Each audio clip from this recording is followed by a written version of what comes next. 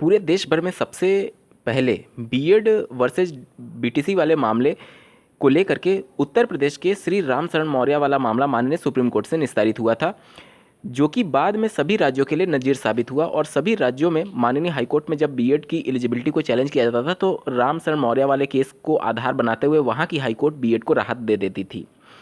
अब माननीय supreme court के द्वारा 11 अगस्त 2023 को बीएड के अगेंस्ट में जो फैसला दिया गया है आर्टिकल 21A के अंतर्गत कि 6 से 14 साल के बच्चों के मौलिक अधिकारों का हनन हो रहा है, बीएड में कोर्स में वो पेडागोजिकल एस्पेक्ट ना होने की वजह से गुणवत्तापूर्ण शिक्षा का कार्य नहीं हो पा रहा है बीएड की वजह से। इस वजह से उन्होंने बीएड को अपात्र घोषित कर दिया है और उसे 28 जून 2018 का गजट नोटिफिकेशन क्वैश करते हुए प्राथमिक में बीएड को बाहर कर दिया है। इन सब के बाद से उत्तर प्रदेश से श्री गुड्डू सिंह जी के द्वारा एक याचिका दायर की गई 69,000 शिक्षक भर्ती में कि माननीय सुप्रीम कोर्ट ने 28 जून 2018 का गजट नोटिफिकेशन क्वैश कर दिया है और इस आधार पर जो बीएड चयनित हैं, जिनकी संख्या लगभग 30,000 के आसपास है 69,000 में, उनको बाहर करके और क्वालिफाइंग मार्क्स जो 60-65% था उसको लोअर डाउन करते हुए 40-45% पर अभ्यर्थियों को फिर से जो मेरिट में आएंगे उनको नियुक्ति दिया जाए। इन सब के बाद से दिनांक 5 जनवरी 2024 को यानी कल के दिन माननीय सुप्रीम कोर्ट में श्री गुड्डू सिंह जी की याचिका पर सुनवाई हुई, जिसका कोर्ट ऑर्डर आ चुका है, जो कि आप अपने स्क्रीन पर देख पा रहे होंगे। इस वीडियो के साथ अंत तक जरूर जुड़े रहिएगा। डिटेल में चर्चा करने जा रहे हैं कि क्या कुछ हुआ और क्या कुछ इस कोर्ट ऑर्डर में मेंशन किया गया है। नमस्कार दोस्तों, मेरा नाम है नीरज, आप देख रहे हैं कैरियर बिट यूट्यूब चैनल। अगर आप इस चैनल पर पहली बार विजिट कर रहे हैं तो इसको सब्सक्राइब करते हुए बेल आइकन को प्रेस करना ना भूलें। यहाँ पर सिर्फ गुड्डू सिंह जी की याचिका नहीं है, बल्कि कई और याचिकाएं इससे जुड़ी हुई हैं। जैसे आप देख सकते हैं आईए नंबर ये दाखिल करके अभ्यर्थी उपस्थित हुए थे। इसके अलावा एक जो रीट पिटीशन सिविल नंबर आप देख सकते हैं 1343 है, और एक और रीट पिटीशन सिविल जिसका डायरी नंबर है 49,626। यहाँ पर एक केस श्री विजेंद्र जी के नाम से है, वो भी इसमें टैग हुआ है, और एक श्री अरुण के नाम से है, वो भी इसमें मामले में टैग हुआ है। तो केवल श्री गुड्डू सिंह जी की याचिका नहीं है, बल्कि अन्य कुछ और भी रिट पिटिशन है जो कि इससे मर्ज कर दिया गया है। यहाँ पर अगर आप पूरे जजमेंट को देखेंगे तो ये सभी एडवोकेट्स के बारे में जानकारी दी गई है। और देखिए 5 जनवरी 2024 को इसकी हियरिंग हुई है, उसके बारे में पहले पैराग्राफ में मेंशन किया गया था। और नीचे जब आप जाएंगे तो यहाँ पर देख सकते हैं माननीय सुप्रीम कोर्ट ये कहती है कि सभी काउंसिल को सुनने के बाद से हम निम्न ऑर्डर देते हैं। इशू नोटिस, यानी जितने भी रिस्पॉन्डेंट थे श्री गुड्डू सिंह जी की याचिका में, उन सबको नोटिस इशू किया गया है, रिटर्नेबल 2 वीक हेंस, यानी कि 2 हफ्ते का समय दिया गया है। रिटर्नेबल का मतलब होता है जितने भी रिस्पोंडेंट हैं जिनको नोटिस इशू किया गया है वो रिटर्न में अपना आंसर काउंटर फाइल करेंगे, ठीक है, यानी अपना पक्ष रखेंगे। उसके लिए 2 हफ्ते का समय दिया गया है। On that date all the application which are specified in the office report date 4/1/2024 shall be listed. इसके अलावा अन्य जो रिट पिटिशन है यहाँ पर देख सकते हैं delay condoned in writ petition diary number this and this. यहाँ पर इसका मतलब ये होता है कि माफ़ करना, यानी कि कई याचिकाएं ऐसी होती हैं, जैसा कि आपको ज्ञात होगा, जिसके लिए टाइम पीरियड होता है। अगर उस याचिका में कुछ और आप करना चाहते हैं, अगर वो टाइम पीरियड या फिर टाइम बाउंड एक्सपायर हो जाता है तो उसके लिए एक माफ़ीनामा होता है जो कि कोर्ट के समक्ष आपको प्रस्तुत करना होता है। और अगर कोर्ट अलाउ कर देती है उस टाइम बाउंड के बाद भी, तो वो केस जो होता है वो एक्सेप्ट कर लिया जाता है। वही बातें यहाँ पर मेंशन की गई हैं, ठीक है। और यहाँ पर भी देख सकते हैं आप, नोटिस इशू किया गया है और इसको टैग किया गया है 1097 के साथ। 1097 ऑफ 2023 श्री गुड्डू सिंह जी की याचिका है, और बाकी जो अन्य मामले थे वो सब कुछ इससे टैग हो चुके हैं। अब एक बार बात कर लेते हैं क्या कुछ हुआ यहाँ पर। तो देखिए सुप्रीम कोर्ट पहले से ही इस मामले को सुनने के लिए तैयार नहीं थी। अगर कल के पहले वाला जो हियरिंग हुआ था उसमें मैंने डेडिकेटेड वीडियो में आपको बताया था कि जो श्री अनिरुद्ध बोस जी हैं वो 2020 में ये मामला चूंकि ऑलरेडी डिसाइड हो चुका था, तो 2020 के फैसले को एक तरीके से रिव्यू के तौर पर वो इस केस को आगे बढ़ाने के लिए पिछली हियरिंग में उन्होंने कहा था। लेकिन जब ये मामला इस तरीके से बीटीसी के वकीलों ने ये कहा कि हमारी तरफ से कपिल सिब्बल जी उपस्थित होना चाहते हैं और वो पिछली हियरिंग में नहीं थे, इस वजह से सुप्रीम कोर्ट ने कहा ठीक है हम उनको भी सुन लेंगे। और कल की डेट में यानी 5 जनवरी 2024 को श्री कपिल सिब्बल जो पिटिशनर हैं उनकी तरफ से उपस्थित हुए। यहाँ पर मैं बता दूँ, पिटिशनर जो है वो शिक्षा मित्र की भूमिका में है। शिक्षा मित्र हैं कहने का मतलब कि इससे उनको ये फ़ायदा हो रहा है कि अगर बीएड जिनकी संख्या लगभग 30,000 है, अगर उनको बाहर किया जाता है और क्वालिफाइंग मार्क्स जो 60-65% है, प्रतिशत में मैं बात कर रहा हूँ, और अगर नंबर में बात करेंगे तो 90 और 97 नंबर, अगर इसको कम किया जाता है 40 और 45% पर, तो क्वालिफाइंग मार्क्स जो कि 69,000 में 90-97 था, वो कितने पर आ जाएगा, 60 और 65 पर आ जाएगा। तो इससे फ़ायदा ये होगा कि ऐसे शिक्षा मित्र जो केवल 60 नंबर पाकर के क्वालिफाई भी हो रहे होंगे, उनका चयन सुनिश्चित हो जाएगा, क्योंकि उनको 25 अंक का अतिरिक्त भारांक दिया गया था। इसलिए डायरेक्टली इसका लाभ जो होगा वो शिक्षा मित्रों को मिलेगा। इसलिए ये केस शिक्षा मित्रों की तरफ से फाइल की गई है। अब यहाँ पर सबसे बड़ा सवाल जो है वो श्री कपिल सिब्बल जी ने आर्टिकल 32 का हवाला देते हुए ये कहा कि ये जो पूरा मैटर है इसको सुप्रीम कोर्ट से ही निस्तारित होना चाहिए। साथ ही साथ जो बीएड की तरफ से एडवोकेट उपस्थित हुए थे, उन्होंने ये कहा कि 2020 में ही ये मामला ऑलरेडी डिसाइड हो चुका है, तो फिर इसमें ये एक तरीके से इसको रिव्यू के तौर पर आना चाहिए। ये बीएड के वकीलों की तरफ से कहा गया कि ये मामला तो ऑलरेडी डिसाइड हो चुका है, 3 साल से कैंडिडेट वर्किंग है। तो यहाँ पर श्री कपिल सिब्बल जी जो हैं उन्होंने ये अवगत कराया कि जो श्री राम शरण मौर्य वाला केस था वो कट ऑफ को लेकर के था, कट ऑफ डिसाइड करने को लेकर के था, ना कि बीएड की एलिजिबिलिटी को चैलेंज किया गया था। हालांकि श्री राम शरण मौर्य वाले केस को अगर आप देखेंगे तो उसमें बीएड के संदर्भ में माननीय हाईकोर्ट ने डबल बेंच ने जो आदेश दिया उसको सुप्रीम कोर्ट ने कैरी फॉरवर्ड करते हुए ये कहा कि हम अलाउ करते हैं हाईकोर्ट के आदेश को, यानी कि हाईकोर्ट ने जो बीएड को अलाउ किया वो पूरी तरीके से सही था। अब यहां पर बीएड वाले जो वकील थे वो ये कह रहे थे कि राम शरण मौर्य वाले में ऑलरेडी डिसाइड हो चुका है मैटर, और जो बीटीसी की तरफ माफ कीजिएगा जो शिक्षा मित्र की तरफ से वकील थे श्री कपिल सिब्बल जी, वो ये कह रहे थे कि ये मैटर बीएड को चैलेंज करने वाला था ही नहीं राम शरण मौर्य वाला। यहाँ पर आपस में ही जब एडवोकेट उलझने लगे तो यहाँ पर जो ऑनरेबल जस्टिस हैं उन्होंने ये कहा कि ये कोई फिश मार्केट नहीं है, आप लोग इस तरीके से बहस ना करिए, हम खुद तय करेंगे कि क्या इसमें बीएड की एलिजिबिलिटी चैलेंज थी अथवा नहीं। ठीक है, इस पर सुप्रीम कोर्ट के जो ऑनरेबल जस्टिस है उन्होंने ये कहा कि ठीक है, हम एग्जामिन करेंगे राम शरण मौर्य केस में कट ऑफ को लेकर के था या फिर बीएड शामिल को लेकर के था। ये कह करके उन्होंने केस को एक्सेप्ट कर लिया, और जो भी इसमें पार्टी बनाए गए थे उन सबको नोटिस इशू हुआ है, जिसमें पहला यूनियन ऑफ इंडिया यानी कि सीधे तौर पर एमएचआरडी मिनिस्ट्री को, एनसीटी को और यूपी के बेसिक एजुकेशन डिपार्टमेंट को पार्टी बनाया गया था। इन सबको नोटिस इशू किया गया है माननीय सुप्रीम कोर्ट के द्वारा अपना पक्ष रखने के लिए।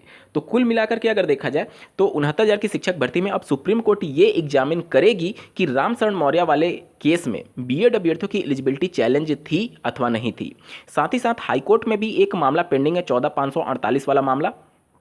उसमें ये मामला उस समय से ही पेंडिंग है जब 69,000 की शिक्षक भर्ती प्रक्रिया रनिंग में चल रही थी, यानी 2019 से ये मामला चल रहा था। ठीक है, लेकिन जब ये मामला सुप्रीम कोर्ट में था तो वो मामला इसे टैग नहीं था। लेकिन आपको एक बात ये भी नहीं बोलनी होगी कि जो 11 अगस्त को जजमेंट दिया गया उसमें एक और याचिका थी 881 वाला मैटर, जो कि माननीय सुप्रीम कोर्ट ने जो श्री देवेश शर्मा जी की याचिका पर फैसला दिया उसी के आलोक में उसको भी एक तरीके से निस्तारित करने के लिए आदेश दे दिया था।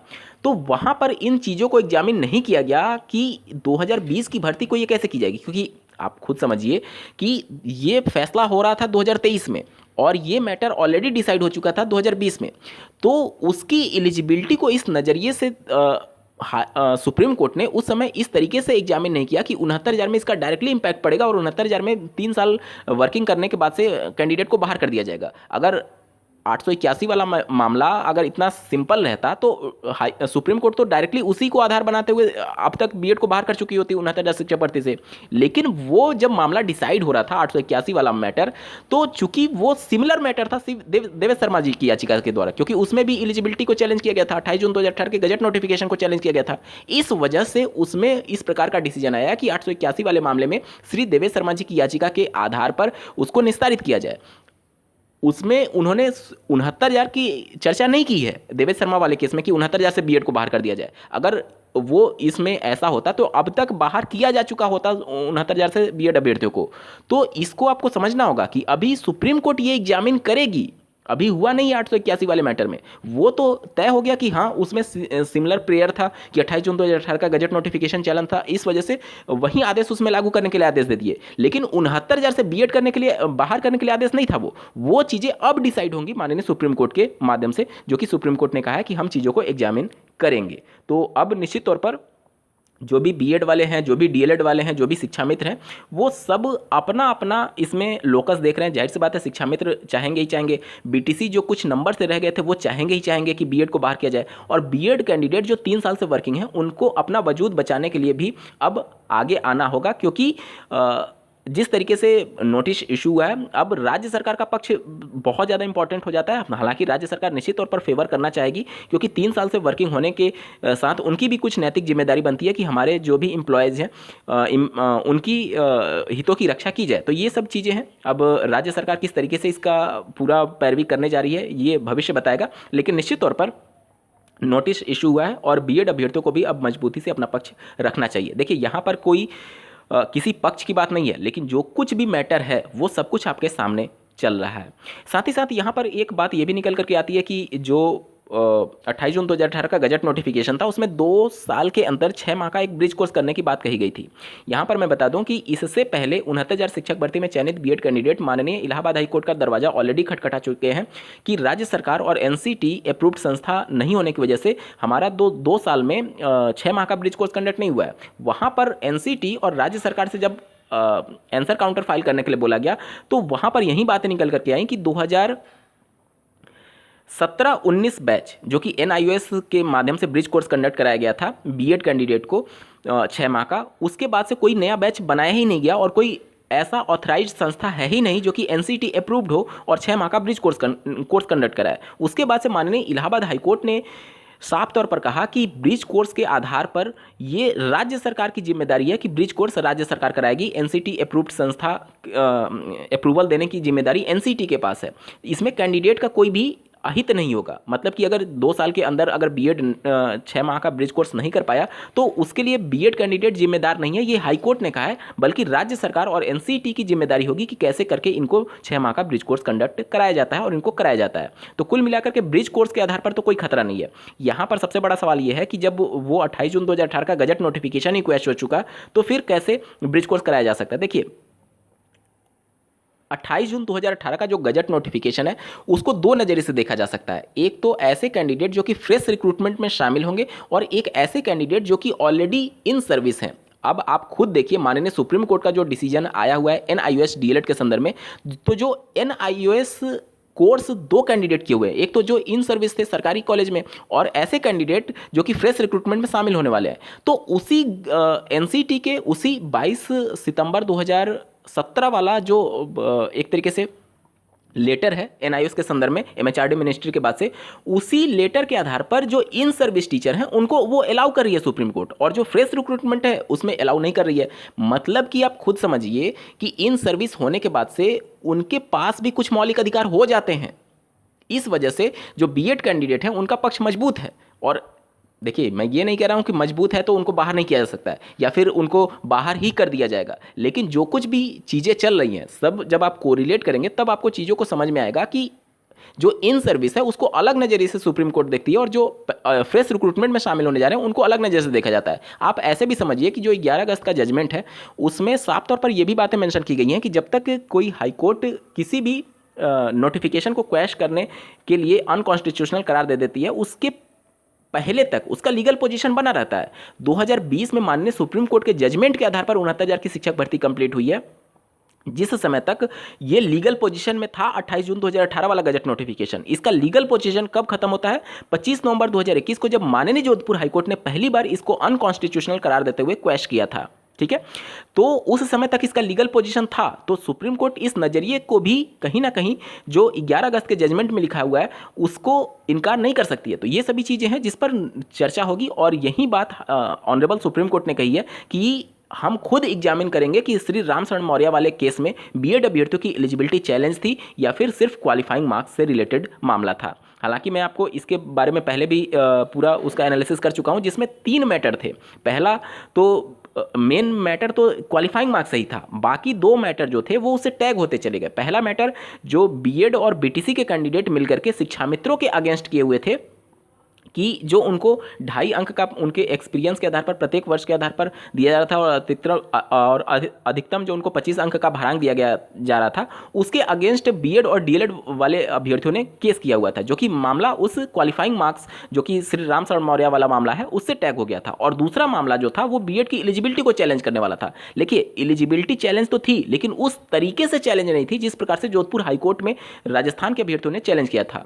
देखिए, पहली बार राजस्थान के कैंडिडेट ने ही ये लूपहोल पाया कि जो कानून बनाने की प्रक्रिया है वो गलत थी, बल्कि जबकि इससे उलट जब आप उत्तर प्रदेश में देखेंगे या फिर अन्य हाईकोर्ट में जब मामले जाते थे अन्य राज्यों में, तो ये मामले इस प्रकार से जाते थे कि हमारे यहाँ डीएलएड की संख्या पर्याप्त है इसलिए बीएड को अलाउ नहीं किया जाए। या फिर बिहार का मामला देख लीजिए, वहाँ पर मैटर जब कोर्ट में गया था, पटना हाई कोर्ट में, तो एक अलग मैटर गया था कि हमें प्राथमिकता दे दीजिए। उत्तराखंड वाले मामले को देख लीजिए, उसमें भी प्राथमिकता का मैटर था। तो उसमें कानून बनाने की प्रक्रिया गलत थी या फिर गलत तरीके से एनसीटी ने अपने शक्तियों का प्रयोग किया, इसका एग्जामिन पहली बार जोधपुर हाईकोर्ट कर रही थी। और इसी के आधार पर उन्होंने 25 नवंबर 2021 को इसे अनकॉन्स्टिट्यूशनल करार देते हुए इसे कैंसिल किया था, इसे रद्द किया था। तो ये सभी चीजें कंसीडर करेगी ऑनरेबल सुप्रीम कोर्ट इस पूरी मामले में, जब मामला अगली बार लिस्ट किया जाएगा। तो अगली बार की जो सुनवाई होगी बहुत ज़्यादा इंपॉर्टेंट है, ना सिर्फ बीएड, शिक्षा मित्र, बीटीसी, बल्कि पूरे देश भर के सभी राज्यों की ऑनगोइंग भर्तियां और जो ऑलरेडी कंप्लीट हो चुकी हैं उसमें एक